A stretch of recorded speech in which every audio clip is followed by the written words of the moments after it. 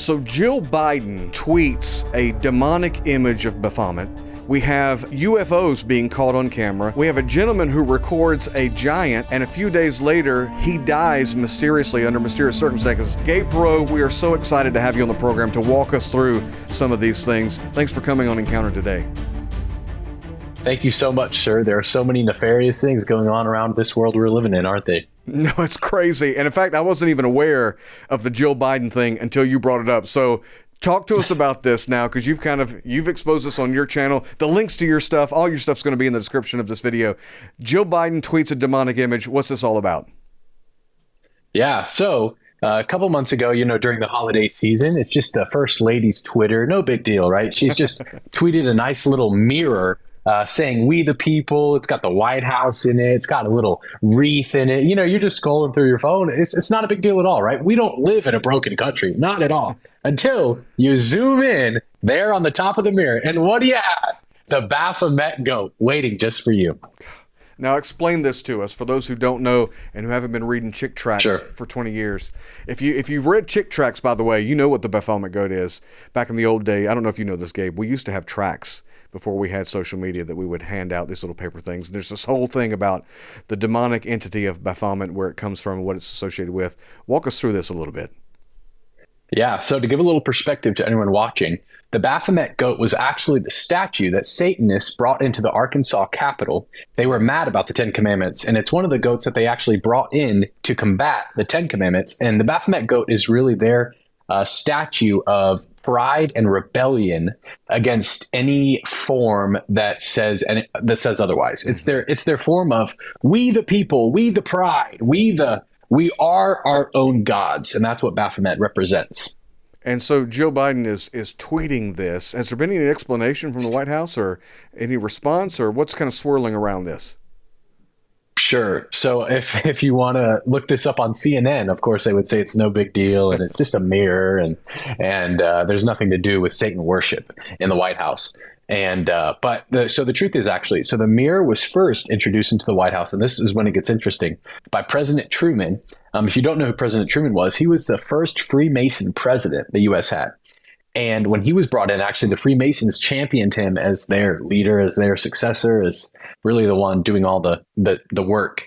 And when he brought this mirror in, it's never been kicked out of the White House. But not only that, there's something about the very fact that the First Lady decided to promote this specific mirror in her holiday tweets, which is how it differs compared to other administrations.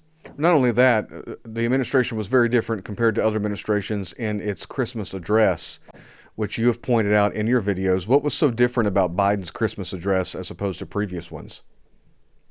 Yeah, so it was really interesting, actually. How he presented it was not like the true birth of Jesus Christ and the true death and resurrection and the life that he lived, but rather it was he presented Jesus as a nice fairy tale that people get happy about, as oh yeah, Jesus is a nice religion that some of you guys in America like. But not only that, he actually never said the name Jesus Christ. Instead, he just talked about it like it was some pretty fairy tale, like he's reading the monologue of, oh, okay, I'm going to be religious for the holiday season, I'm the president.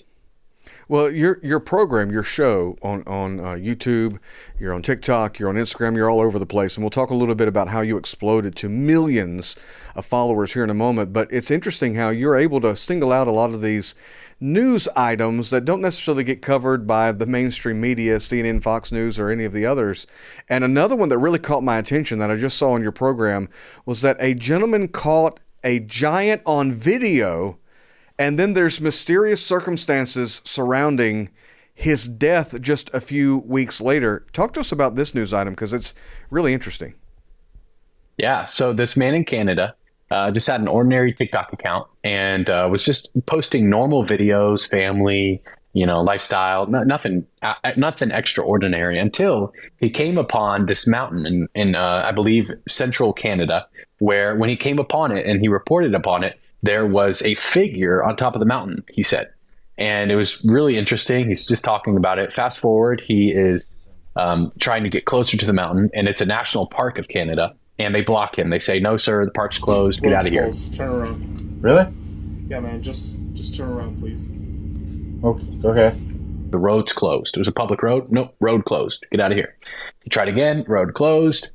He posted another video where there's a car outside of his house. So really just nefarious things going on. Then he saw a structure on top of the mountain.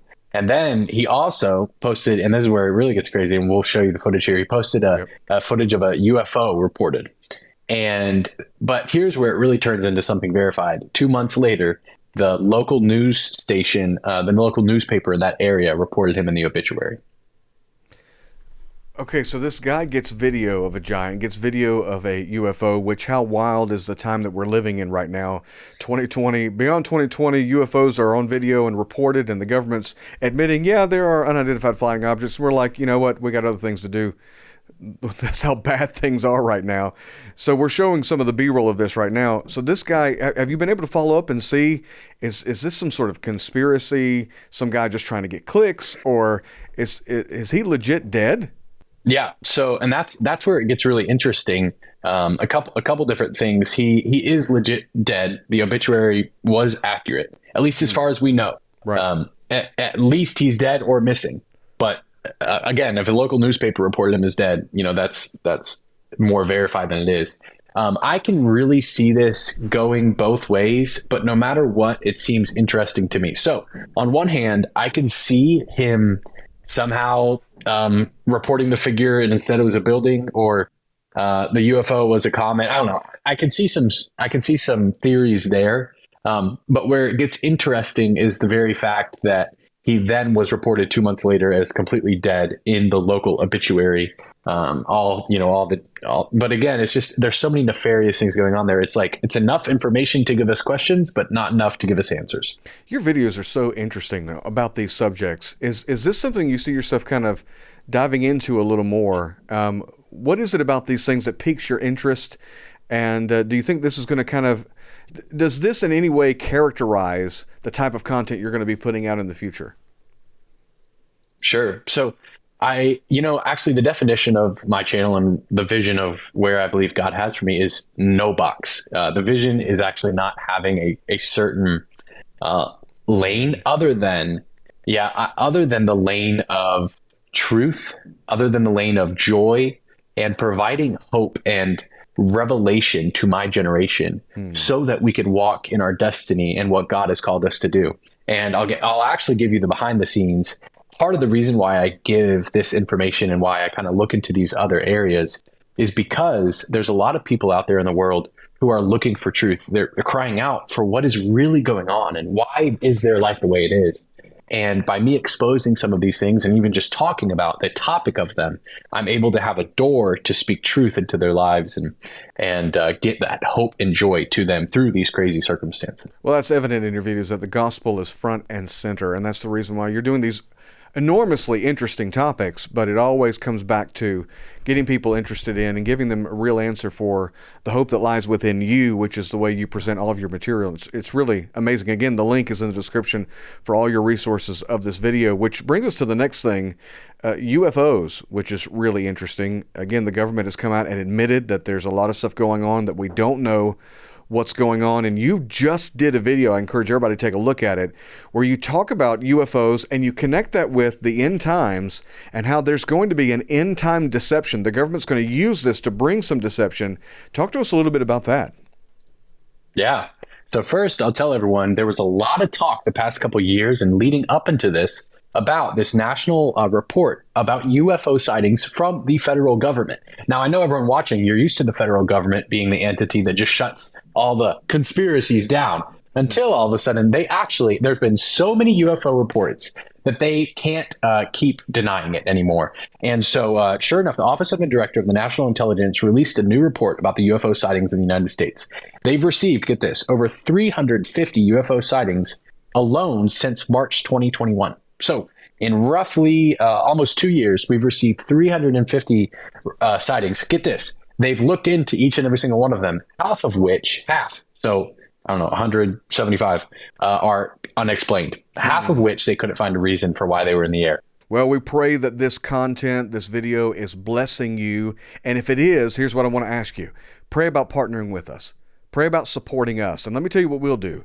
When you sow into Encounter Ministries, when you go to encountertoday.com, click on the special offer, and we're going to send you a free gift just to thank you for partnering with us, because without you, none of this would be possible. So go to encountertoday.com and give in obedience to the Holy Spirit. Let's dive back into the content. Wow. So what do you think then?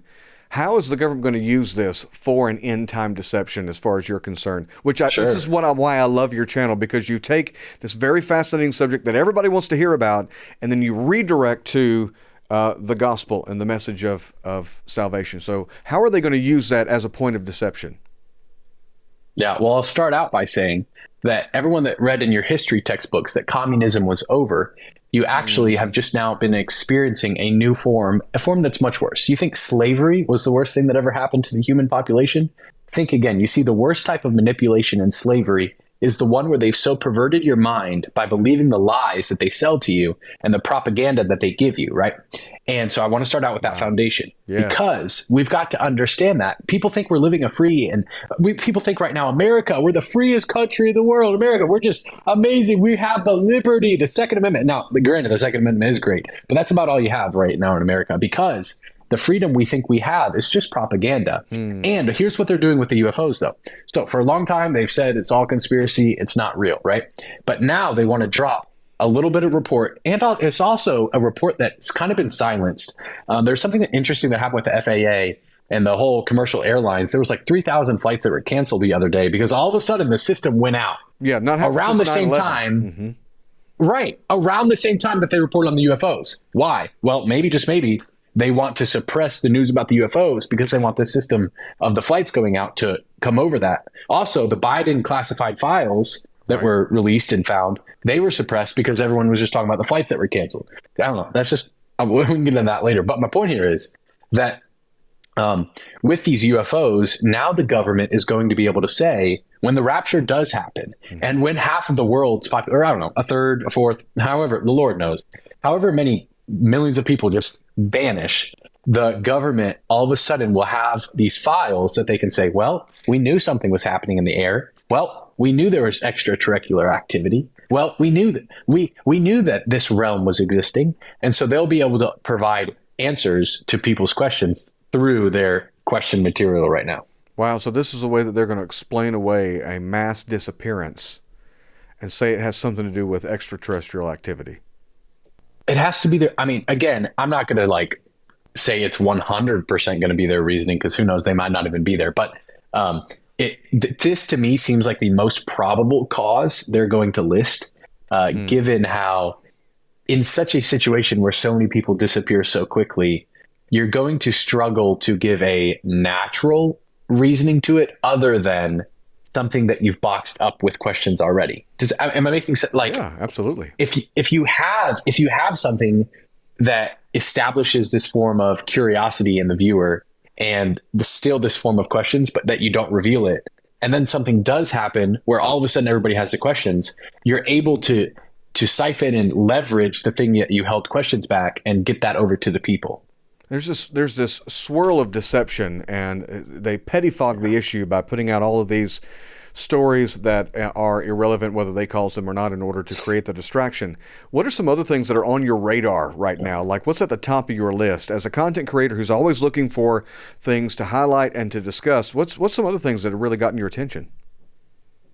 Absolutely. So actually, one of the main things that I found, and why I'm thankful that God has called me into the region of media, is actually because there have been things going on with social media algorithms for 5, 10, 15 years now that the vast majority of America has never picked up on. And I'll give you one example. I was recently in the plane going to Denver, sitting next to a Chinese student who grew up in China, who actually still lives in China, who's just visiting the US. And he told me, he said, yeah, Gabe, actually the TikTok in America is completely different than the TikTok in China. You see, here in America, they purposely want to portray girls with shaking their booties, dancing. They purposely want to portray these short dopamine fixes, and they want to attack masculinity. They want to attack education. They just want to get you addicted to your phone so that you can be distracted from everything that matters in life. And he said, but TikTok in China, we actually have only engineers, doctors, teachers, scientists, education. We actually aren't even allowed to play video games for that long. They'll shut down your device if you're playing videos for longer than a certain amount of time. There's so many ways in which China has portrayed this. But here's what's really interesting is you look at all the apps now: YouTube, Instagram, Facebook. What do? They copy TikTok. That's why you find your Facebook Reels now. That's why you find your Instagram Reels, your YouTube Shorts. They've all copied the algorithm of TikTok. And so to me, it's just an obvious sign of how TikTok has gotten into America the only way they could, which is not by physical war, it's by media manipulation. And so that's one of the number one things that I can really see going on right now with this generation is there is a whole group of kids and young adults now who have lived a completely different world due to their algorithms on their phones that their parents aren't even aware of, because the parents are just going to work, coming home, cooking dinner, watching TV. But the kids now are living in this world where the parents don't even know what's going on. Wow. So, and you come as a professional in this area because you've had tremendous success in your ministry online. How did this even begin for you? How do you discover TikTok and then discover that's a passion? What's kind of the testimony behind the millions of followers that you have now today? Sure. Yeah. Well, I want to first start out by just saying to the person watching this video right now, my heart is not after millions others. My heart is after you, the one person that is watching this episode right now, because there's something about our Jesus that was only on the cross for one singular person, and it's just you watching this episode. And so I want to first start out by that, and I want to say that the only reason I had success, it's actually funny, because when I was in high school, I actually didn't even have social media. I used to think social media was the stupidest thing, and I was never going to have it, and I just deleted it from on my phone. I didn't know anything about it, genuinely. I never thought I could really see myself in media. I thought media was just, I don't know, stupid and boring. So fast forward to when COVID happened, actually 2020, I was working at the time I was working the best job I had. Everything was great. I was in Bible college. I was like, wow, this is amazing. Sure enough, COVID happened. I got fired from my job or laid off, and I had nothing to do. And I finally sat back down. And I was like, God, what do you want me to do here? And just come to that revelation of, I've been wanting to help my generation for a long time now. And the thought, and my friend just told me, why don't you start TikTok and start preaching and start talking about Jesus on there? And I was like, yeah, you know what? Why not? So I just started up. I took out my phone, and a little iPhone SE was, a little $100 phone, and took it out and started just posting 10 times a day, just everything, just going at it. And it started to blow up. My first video that blew up was when I said, no one goes to hell just because they sinned. The only reason you'll be in hell is if you deny the free gift and rescuer, your salvation, Jesus Christ, because he already paid the price of sin. So if you think you're going to go to hell just because you sinned, you're denying the price that was paid, the reward that was already given. So I released that video, and then, I just took off from there. So how long into it? So you're doing 10 videos a day. How long into it until you hit that video and you strike a vein? Yeah, so actually I was probably in it for like 2.5 months, probably. Wow. And what happened with that video? I mean, what kind of views are we talking? Sure. At 1.5 million, I think. I think at like 1 million overnight. I don't know. It literally just took off. Like it's the favor of God, the wisdom of God. I would just pray in the Spirit before, and I got honestly to the place where I was just like, Lord, help. I knew the Lord had given me the gifts and talents, and I knew that he had put public speaking on my heart, but I knew that I wasn't going to be good enough on my own or smart enough on my own. So I just sat back and I was like, Lord, help. What do you want me to know? God, I don't have a textbook in front of me, but I have you. So can you just help me? And just letting his wisdom be the driver instead of my own strength on my own. So this thing takes off, and the grace of God is on it, and it starts to grow. And I'm sure all of a sudden your audience increases dramatically, seemingly overnight. So you start posting more. I'm sure the responsibility that you feel kind of increases as you realize, wow, I'm really reaching a lot of people. When does this shift for you, where you begin to say, okay, this is a ministry here. This is something I'm going to be doing full time? Yeah. So it's funny, actually, because of the timing of the lockdown and everything. I was committed to it full time, even before it was really full time or ministry. Like I was doing like 80 hours a week, like just, I was like eating once a day. Like I didn't care. I didn't have any friends. Like I just like threw myself into it. But no, I started seeing it as like full-time ministry. Probably, I definitely started feeling the weight once the responsibility grew. It was definitely something that has been a ginormous responsibility, and probably 6 months in, I would say, is when I started feeling the weight. And I also then took the steps to set up as a 501c3 and you know, go about all like the technical stuff. But yeah, it was crazy how it just kind of, it happened like without me trying intentionally to get it to happen. It just like, it happened out of the fruit of just my heart to reach my generation. Well, you're posting 10 times a day and you're posting gospel-centered stuff. I'm sure you're learning a lot as you're posting. You're understanding the platform more and more, and your ability to convey the message is improving and improving over time. Do you have any staff working with you now? Do you have a staff or a team, or is it still just you hammering away at it? Yeah. So actually, I have someone that helps me with thumbnails and graphics and stuff like that. And actually, my girlfriend helps me. She's here in the studio today. She helps me as well. Soon to be fiance. Anyways, I'll go into that another day. You want to do that right here, right now? You want to propose right here? Maybe I should. She deserves it. Oh, that's funny. She does, yes. Yeah, you'll be hearing more about that in the future. It's really outstanding to see the work that. But yeah, it's really just me. I mean, it's honestly, yeah. I'm just at this time, I've chosen not yet to hire people, but I'm able to manage it. Also, I mean, I don't have a family, so I just am able to commit. I'm a single guy, so I just commit my time into it, you know. So then your passion for this generation, your heart for them turns not just from the digital media now to the printed page.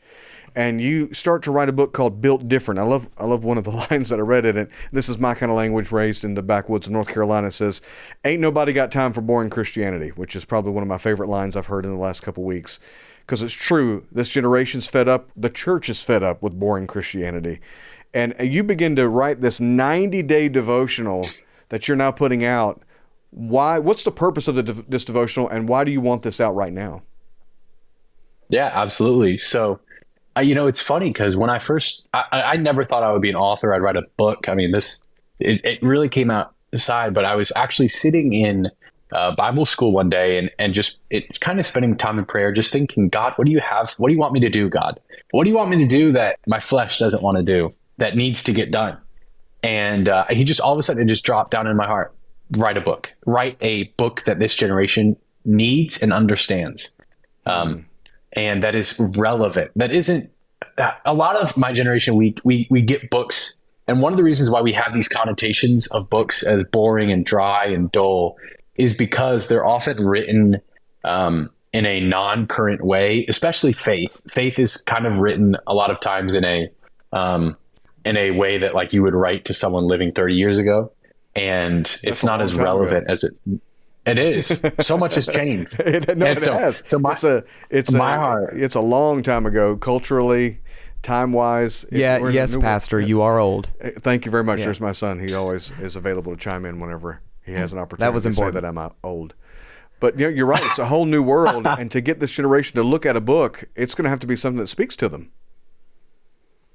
Oh, yeah, 100%. And so I just honestly, the reason I wrote it is because I wish when I was, I have only come to the understanding of God and the Bible and who Jesus really is and the Holy Spirit, baptism of the Holy Spirit and faith. I've only come to know those things through when I sat down and actually started listening to podcasts on my phone was how I first like really came to know. I didn't used to be like a sold out Christian. Like Christianity used to be the most boring thing to me that I did not want to be really a part of. I would fake sick to not go to church. I was that way. And so, but for me, I just started really, when I was like 14, 15, really getting into the Word of God through these podcasts and just revelation. And so I wrote this book to really just pour back into anyone out there that really wants to dive deep into what the life that God has for them, and just to make it simple and easy. Like, we make this too Christianese too many times. Like, this walk with God is just, it's about being built different. Our Father's different than the rest of the world, and we've got to know that in this time. Well, you do an amazing job of laying it out very clearly, very succinctly, and in a way that's really fun to read. I have to ask you, because I haven't been able to read this part of the devotional yet. By the way, it's for all ages, and all of you, the link for it is in the description of this video. Get it, buy boxes of it, and hand it out, especially if you have a youth group or a leadership group or anyone who wants to reach this generation. Let's get it in their hands. And I read something that the title of it, and I haven't had a chance to read it yet, called The Alligator Prank. And there's right there. So you got to tell me about this. What is that? Oh yeah.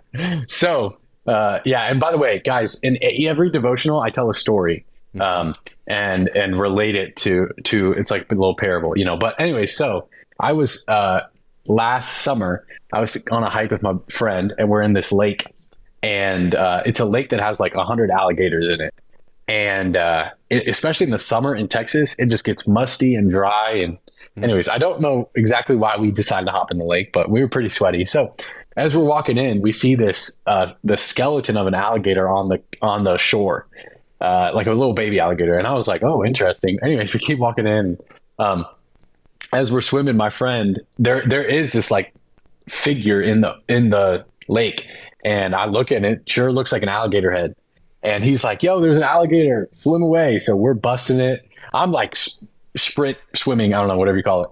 And like he's just like casually, swimming. I'm like, why are you casting? Anyways, I like run out of the lake, and he tells me that it was an alligator. We just run away. Well, he never told me that it was a prank until like 3 weeks later. I came to find out that he was pranking me the whole time. So yeah, that's that chapter. And what's the lesson behind the alligator prank that we're supposed to get? Absolutely. Well, the lesson was to not fear or worry about things that look so bad, but first to find out truth. In that moment, if I would have been wise, I would have picked up on my friend Zach, his personality, that he's not really, when it comes to alligators, he's not really trustable. He's not that source of my sight of even thinking that it looked like an alligator was not really trustable, and that my fear and anxiety ruined a moment for me, not because of something real, but because of how it seemed, of how it looked. And so a lot of our times, and by the way, I could be remembering this wrong. Maybe I'm just making this up on the spot, but I think that's what I said. But a lot of times we see stuff, we feel stuff, we hear stuff from other people, and we choose to care about it ourselves, and we get all worked up and run out of the lake, and come to find out that it was just a facade. It was just an appearance. And instead we should have casted it on the Lord and firstly said, Lord, what's going on? See, this is why this generation needs to get a hold of this book, Built Different, because they're gonna relate with that and understand it, as well as other chapters like How to Cheat in School the Right Way and Getting High. It's Free is another chapter title. God's Not in Control, and The Anointing. And we were talking about this before the program, how in this devotional, you throw back to these subjects that are really passé in the church today. Maybe they've fallen out of fashion, like the anointing, like the end times, these types of things that you're bringing this generation's attention back to. Has that been intentional? Absolutely. I believe that there's a reason why we still have multi-generations living on the earth, and it's because God has purpose in each one. And for us to forsake, for my generation to just say to ourselves, now, I will say that in every generation, there is innovation and adaptation that is healthy and godly. Things like technology, all the grandmas asking their grandchildren how to use an iPhone. There's good things that my generation has, but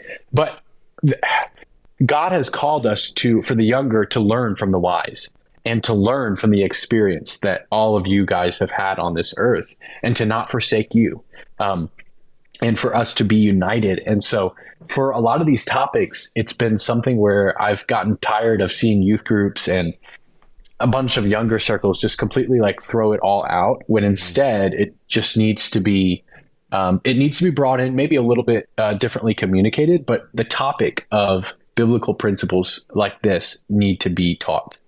As we head into 2023 now, I'm sure you're having a different conversation than you're having in 2020 or even 2021, as God kind of has elevated your platform. What is at the center of your focus? What do you believe is going to be your main message as you begin to minister in 2023 and beyond? What do you feel like God's calling your focus to be? Yeah, absolutely. So actually, I really know that my calling is to reach the unchurched generation, and actually the generation that is tired of church as they know it. They are tired of the American commercialized church that they've often experienced too many times, that is powerless. And they're looking for power. They're looking for excitement. They're looking for true joy. And so my heart is to introduce Jesus in his fullness of his power to this generation that is looking for authenticity. So how do you do that then? Moving forward, what platforms are you going to use? What strategies are you utilizing? I'm just curious now because we want to learn. We want to do what you're doing because it's obviously working. How are you going to make that happen? Yeah. So, well, first I want to say I'm always open to the changes needed. Every day I pour through the updates of the different apps. But I'll be continuing. I really see short form video right now really exploding. And so I'll be continuing in the short form video area, and just with YouTube, TikTok, Instagram, even Facebook Reels is making a comeback right now. I mean, Pinterest Reels, Amazon is coming out with short form video as well. I mean, it's really getting everywhere. So continuing with that. But I mean, honestly, I could tell you an answer next week. It'll change. So the method of how I do what I do is always updating. But I would just say my advice to you guys would be attention spans are getting shorter. So you're going to have to always be adding in super good B-roll, but also adding in super engaging content that creates questions in the viewer's mind, that creates this curiosity, that creates this sense that the viewer needs to hear what you have to say if they want to fulfill their desires of their life. Yeah, churches tend to be way behind the curve. And so right now, if you can find a church who's taking their long form content and dissecting it into short form content, they're like on the church cutting edge. But we really need to start creating with short form content in mind, right? We got to figure out how to get a handle on this. Exactly. I mean, and honestly, most churches haven't even done content in general, not even short or long form. They haven't even done content in general. So that's the first thing that you got to knock out. I mean, I've come to witness many ministries and churches that have seen what I was doing and said how they're not going to have anything to do with it. And I've also witnessed churches and ministries, some, very few, but some that are like, okay, help us. So it just differs. But I would just say the biggest thing is just the heart. I mean, the idea of church itself is like, we can't just think, okay, I'm gonna hold a meeting once a week for 2 hours or 1 hour, and then I'm going to change culture by bringing people together once a week. Like no, you're missing it. Like, you need to actually get into places of influence with the gifts you have if you want to expect to change culture. And it's free. It's interesting. So think about, and you or Evan may know the answer to this. What's the average content consumption that is? Do either of you know? Depends on the platform, I guess. Or that this generation, how often are they in front of a screen? 7 hours a day. Yeah, 7 hours a day, and we want to change culture with 2 hours on Sunday. Yeah, no. And it's 2 hours on Sunday that they're on their phone. They're not even paying attention to the time. While they're not even paying attention to you. They're flipping through TikTok, and they're watching Mr. Gabe Poirot on TikTok while you're trying to preach. But do you have any classes on this? Do you help churches? Do you help ministries with this? Or do you have anything online that people can access and learn more about this? Sure. Well, that's a great question. And currently with the book, and I'm actually in the process of writing a second book, and running my channel right now is enough on its own. I do help my close friends and a few select ministries as of now. But if someone is interested in the opportunity, they could send me an email.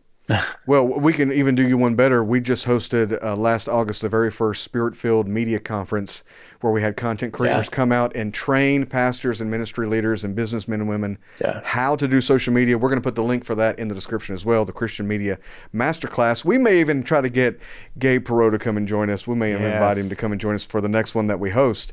I think it's going to be amazing. But I want you to give us one final word on why people, the elevator pitch, and why people should get a hold of the book, Built Different. Absolutely. To anyone that knows LeBron James, his son, when the moment that he woke up, has understood who he is and the future that he has, and understands that when he throws a basketball, it's going in the hoop. Why? Is it because he is just something awesome? Is it because he thought of basketball? Is it because he's something great? No. If we're being honest, LeBron James's son didn't have anything to do with basketball in the womb. But as soon as he comes out, his own DNA has written his future. Here's the thing, though, about LeBron James's son. If he never knew who his father was, and if he was never able to come to the full relationship with his father, let's just say he was an orphan living in, Asia, he wouldn't be any good at basketball. Is it because his father didn't want him to be good at basketball? No, it would only be because he wasn't in the house. Here's the deal with our relationship with God. Yes, you say you're a Christian. Yes, you say you've been to church before. Yes, you say you might have even opened up your Bible before. Well, those are all great things. But if we really want to come to the full destiny that God has for us, we want to come to the understanding of the DNA he's given us. And the way we're going to do that is by understanding the life that he's called us to and the word, the truth and revelation of the word. And that's what this 90-day devotional breaks down, titled Built Different, stores everywhere. It's a 90-day devotional. It will really help you with your current day life, fulfill God's destiny. He's a content creator, an author, and you can see why God has elevated his voice because he's centered on the gospel. Gabe Poirot, thank you so much for being with us on Encounter today. Thank you, sir. What a blessing. What an honor to be a part. Well, the links for all of your resources are now in the description. Everybody go click on them, and we'll see you next time right here on Encounter Today. There are those who talk about Bible prophecy, but then there are those in these last days whom God is going to use to fulfill Bible prophecy. I want you to be one of those people. Come and join us on the trip of a lifetime as I take you on a journey through the Holy Land to follow in the footsteps of Jesus and in the footsteps of Paul as we go to the most holy sites in Israel as well as follow Paul's journey into Greece with 5-star accommodations, amazing food, and experiences that will transform your life. This is going to be a tour unlike any other. We want you to join with me and my special guest as we take you on an end-time prophecy tour of Israel and Greece. Seating is limited, and once my guests begin to announce that they're participating in this event, it's going to fill up very, very quickly. So go to encounterisrael.org to get all of the information and to sign up today.